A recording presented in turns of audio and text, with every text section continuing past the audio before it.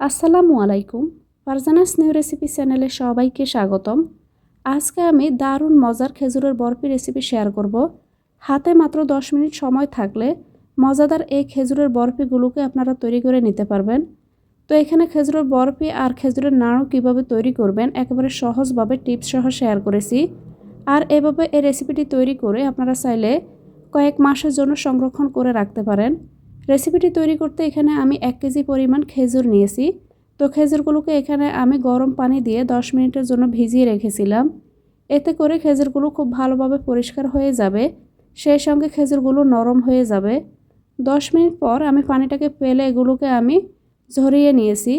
এবার আমি এগুলোকে হাত দিয়ে এখানে বিচিটাকে খুলে নিব। যেহেতু পানি দিয়ে এখানে 10 মিনিটের জন্য এগুলোকে ভিজিয়ে রেখেছিলাম, তো খুব সহজে কিন্তু এখানে আপনারা বিচিটাকে বের করে নিতে পারবেন। আর আপনারা যদি একেবারে নরম খেজুর নেন সেই ক্ষেত্রে এগুলোকে শুধুমাত্র ধুয়ে নিয়ে সরাসরি আপনারা বিচিটাকে খুলে নেবেন। তো এখানে আমি সবগুলো খেজুর থেকে এখানে বিচিটাকে আলাদা করে নিব। এভাবে যদি গরম পানি দিয়ে আপনারা খেজুরগুলোকে ভিজিয়ে রাখেন, এতে করে ব্লেন্ড করে নিলেও কিন্তু খুব তাড়াতাড়ি এগুলোকে ব্লেন্ড করে নেওয়া যাবে। খেজুরের বরফি যারা এখনও বানিয়ে ট্রাই করে দেখেননি, তারা এভাবে খেজুরের বরফিগুলোকে বানিয়ে ট্রাই করে দেখতে পারেন। তো এখানে আমি সবগুলো খেজুর থেকে বিচিটাকে খুলে ফেলে দেওয়ার পর পানি না দিয়ে খেজুরগুলোকে আমি ব্লেন্ড করে নিয়েছি। তো এখানে একেবারে মিহি না করে এরকম করে আমি ব্লেন্ড করে নিলাম। এবার এগুলোকে একটা সাইডে রেখে দিয়েছি।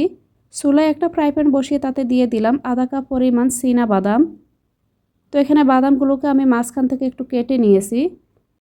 1/3 কাপ পরিমাণ কাজু বাদাম, আধা কাপ পরিমাণ কাঠবাদাম, 1/3 কাপ পরিমাণ পিস্তাচিও।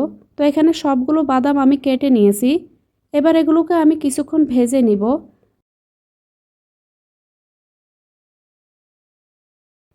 চুলার আঁচটা এ পর্যায়ে মিডিয়াম টু লো হিটে থাকবে। প্রায় 3 মিনিটের মতো বাদামগুলোকে ভেজে নেওয়ার পর এবার এখানে আমি দিয়ে দিব 2 টেবিল চামচ পরিমাণ তিল। তো এখানে আমি সাদা তিলটা ব্যবহার করেছি। যেহেতু তিলটা অনেক বেশি ছোট, শুরুর দিকে দিলে এগুলো পুড়ে যেতে পারে, তাই এগুলোকে আমি বাদামগুলোকে ভেজে নেওয়ার পর দিয়ে দিলাম। এবার এগুলোকে আরও 1 মিনিটের মতো আমি ভেজে নিব। এই পর্যায়ে বাদামগুলোকে আমি চুলা থেকে নামিয়ে একটা প্লেটে নিয়ে রাখবো। তো আমি এখানে রেসিপিটি তৈরি করতে যেই বাদামগুলো দিয়েছি, আপনারা চাইলে এখানে আপনাদের পছন্দ মতো যে কোনো বাদামই কিন্তু এখানে ব্যবহার করতে পারেন। এবার আমি এখানে সেম কড়াইটাতে দিয়ে দিলাম 2 টেবিল চামচ পরিমাণ ঘি। ঘিটা এখানে গলে যাওয়ার পর এখানে আমি দিয়ে দিলাম খেজুরের পেস্টটা, যেই খেজুরটাকে এখানে ব্লেন্ড করে রেখেছি। চুলার আঁচটা কিন্তু বাড়িয়ে রাখা যাবে না, চুলার আঁচটা এখানে আমি মিডিয়াম টু লো হিটে রেখেছি। তো খেজুরগুলোকে অনবরত এভাবে নেড়ে ছেড়ে এগুলোকে এভাবে কিছুক্ষণ ছাড়িয়ে নিতে হবে।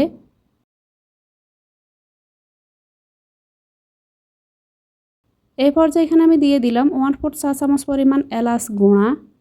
আবারও এগুলোকে আমি মিশিয়ে নিচ্ছি। এবার এখানে আমি যে বাদামগুলোকে ভেজে রেখেছি এগুলোকে দিয়ে দিব।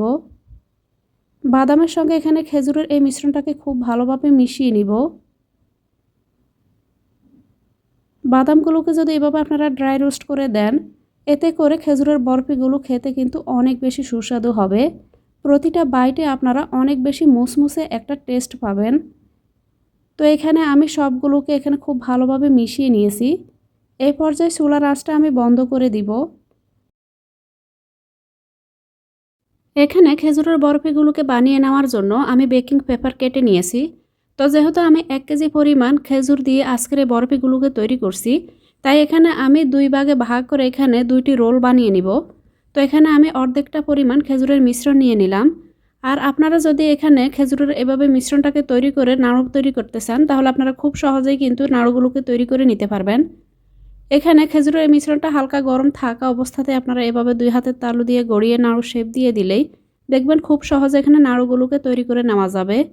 যেহেতু আমি এখানে বরফিগুলোকে তৈরি করব, তাই এখানে আমি অর্ধেকটা পরিমাণ এখানে মিশ্রণ নিয়ে হাত দিয়ে এভাবে চেপে চেপে এখানে লম্বাটে একটা শেপ দিয়ে দিব। তো এখানে এভাবে লম্বা করে এগুলোকে সেট করে নিতে হবে। তো এই সেটটাতে একটু কম পড়েছে, এখানে আমি আরও কিছুটা মিশ্রণ দিয়ে এখানে সমান করে রোলটাকে এখানে বানিয়ে নিয়েছি। তো এখানে আপনারা যখন বেকিং পেপারের মধ্যে এভাবে রোলটাকে বানাবেন, তখন এখানে সাইড থেকে কিছুটা অংশ খালি রেখে এভাবে আপনারা রোলটাকে তৈরি করে নেবেন। এবার একটা সাইড এখানে এভাবে উঠিয়ে আমি হালকা হাতে এভাবে চেপে চেপে এটিকে সেট করে নিব। এতে করে এখানে শেপটা খুব সুন্দর আসবে আর মসৃণ আসবে। আর আপনাদের হাতের কাছে যদি এরকম বেকিং পেপার না থাকে সেক্ষেত্রে আপনারা স্কোয়ার শেপের যে কোনো বাটিতে এখানে এই মিশ্রণটাকে নিয়ে তারপরে খুব ভালোভাবে এখানে সমানভাবে সেট করে ঠান্ডা করে এগুলোকে কেটে নিতে পারেন। এতে করে স্কোয়ার শেপের খুব সুন্দর বরফি তৈরি করে নেওয়া যাবে। তো এখানে আমি একটি রোল বানিয়ে নিয়েছি। এবার দুই পাশের খোলা অংশটাকে এভাবে মুড়িয়ে আমি বন্ধ করে দিব। বাকি মিশ্রণটাকে এখানে আমি অন্য আরেকটি বেকিং পেপারে নিয়ে নিয়েছি। এবার সেমভাবে এখানে এটিকে হাত দিয়ে খুব ভালোভাবে সেট করে নেওয়ার পর সাইড থেকে এখানে বেকিং পেপারটাকে উঠিয়ে আমি এটিকে সেট করে নিচ্ছি। তো এখানে আমি দুটি রোল বানিয়ে নিয়েছি। এবার দুই পাশের এখানে খোলা অংশটাকে এখানে মুখটাকে আমি একটু ভিতরের দিকে মুড়িয়ে বন্ধ করে দিব। আধা ঘন্টার জন্য এগুলোকে আমি নর্মাল ফ্রিজে রেখে দিচ্ছি। এতে করে বরফিগুলো খুব সুন্দর মতো সেট হয়ে যাবে। আধা ঘন্টা পর আমি ফ্রিজ থেকে বরফিগুলোকে বের করে নিলাম। এবার এগুলোকে আমি কেটে নিব। তো এখানে আমি পেপার থেকে এগুলোকে খুলে নিচ্ছি। এতক্ষণে খুব সুন্দর মতো এখানে বরফিগুলো সেট হয়ে গিয়েছে। এবার এগুলোকে কেটে আপনাদের সঙ্গে শেয়ার করছি যে কতটা পারফেক্ট হয়েছে। সম্পূর্ণ চিনি ছাড়াই খেজুর আর কিছু বাদাম দিয়ে এভাবে যদি আপনারা এই রেসিপিটি তৈরি করেন, ইফতার বলেন বা ঈদ স্পেশাল বলেন সব কিছুতেই কিন্তু একদমই পারফেক্ট। যে কেউ খেয়ে কিন্তু অনেক বেশি পছন্দ করবে। পুষ্টিকর আর হেলদি এই খেজুরের বরফিগুলোকে তৈরি করার সময় আমি যেই কয়েক রকম বাদাম নিয়েছি, আপনাদের হাতের কাছে যদি সবগুলো বাদাম অ্যাভেলেবল না থাকে সেক্ষেত্রে আপনাদের হাতের কাছে যেই বাদামগুলো অ্যাভেলেবল থাকবে সেই বাদামগুলো দিয়ে এখানে আমি রেসিপিটি যেভাবে তৈরি করেছি হুবহু ফলো করে আপনারা রেসিপিটি তৈরি করে নিতে পারেন। তো অবশ্যই এখানে বাদামগুলোকে ড্রাই রোস্ট করে দিবেন। এতে করে প্রতিটা বাইটে মুসমুসে একটা ফ্লেভার পাবেন আর খেতেও কিন্তু অনেক বেশি সুস্বাদু হবে।